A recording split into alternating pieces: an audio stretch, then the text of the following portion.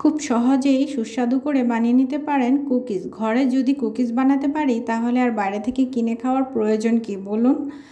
এখানে নিলাম একটা সম্পূর্ণ বাটারটাকে খুব ভালো করে আমি মেল্ট করে নিয়েছি, সেই সাথে একটু ফ্লপি করে নিতে হবে হ্যান্ড উইক্স দিয়ে। আর দিয়ে দিচ্ছি চিনি 1 কাপ পরিমাণ, আর চিনিটাকেও খুব ভালো করে মেল্ট করে নেব। আর আপনারা আইসিং সুগার নেবেন এখানে, আর আইসিং সুগার না থাকলে অবশ্যই চিনিটাকে ব্লেন্ডার করে নেবেন। আমি এখানে নর্মাল চিনিটাই ইউজ করেছি, এভাবেও খুব ভালো লাগে খেতে।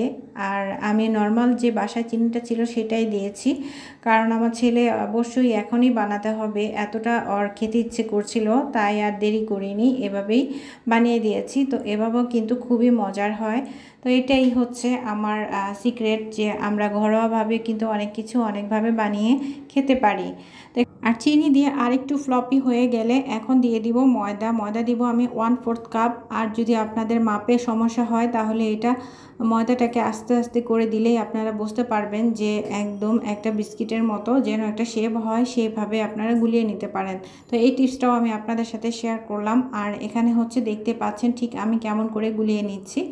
আর অবশ্যই এভাবে করে বানিয়ে নিলে কিন্তু অনেক মজার হবে। আর আমি 1/4 কাপ ময়দা দিয়ে এখন খুব সুন্দর করে একটু চেলে নেব, অবশ্যই চেলে নেবেন।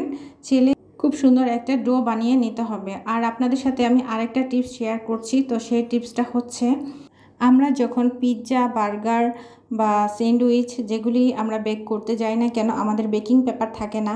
তো ঘরে কিভাবে বেকিং পেপার তৈরি করবেন সেটাই আমি আপনাদের সাথে শেয়ার করছি। ঘরে যে বাচ্চারা লেখালেখি করে এটার মধ্যেই কিন্তু একটু অয়েল লাগিয়ে নেবেন খুব সুন্দর করে, এরপর এক্সট্রা অয়েলটা টিস্যু দিয়ে মুছে ফেলবেন, তাহলে কিন্তু আপনার হয়ে যাবে বেকিং পেপার। আর বিশ্বাস করছেন না, আমি কিন্তু এভাবেই বানিয়ে নিয়েছিলাম বেকিং পেপার, যেহেতু বাচ্চারা হঠাৎ করে খেতে চেয়েছিল। বেকিং পেপারের জন্য কি আমি বানাতে পারবো না? তো এই টিপসটা আপনারা ফলো করলে অবশ্যই বেকিং পেপার আপনাদের বাজার থেকে কিনে আনতে হবে না, ঘরেই আপনারা তৈরি করে বেকিং পেপার দিয়ে বেক করে নিতে পারবেন। তো অবশ্যই আশা করি ভিডিওটি আপনাদের ভালো লেগেছে। আর যদি ভালো লেগে থাকে অবশ্যই কমেন্ট করে আমাকে জানাবেন। আর এটা অবশ্যই আপনারা চুলায়ও কিন্তু বেক করে নিতে পারেন এই বিস্কিটটা। একটা প্যান খুব ভালো করে গরম করে এর মধ্যে স্টিলের প্লেটের মধ্যে বেকিং পেপারটা বানিয়ে যেভাবে বলেছিলাম সেভাবে বানিয়ে এর মধ্যে বিস্কিটগুলি রেখে আপনারা বেক করে নিতে পারেন। প্রায় 30 মিনিটের মতো লাগতে পারে চুলায়। আর আমি এখন হচ্ছে ইলেকট্রিক ওভেনে দিয়ে দিব। আর অবশ্যই ইলেকট্রিক ওভেনে হচ্ছে আমার সময় লেগেছে মাত্র 20 মিনিট। তো আমার এই ভিডিওটি দেখলে কেউ কখনো কুকিজ বানাতে হেরে যাবেন না। অবশ্যই পরিবারের সবাইকে এরকম এত মজার সুস্বাদু কুকিজ বানিয়ে খাওয়াতে পারবেন। তো অবশ্যই আপনারা ভিডিওটি এবং সম্পূর্ণ টিপসটি বুঝতে পেরেছেন যে কিভাবে কি করলে আমরা সহজে সম্পূর্ণভাবে বানিয়ে খাওয়াতে পারবো।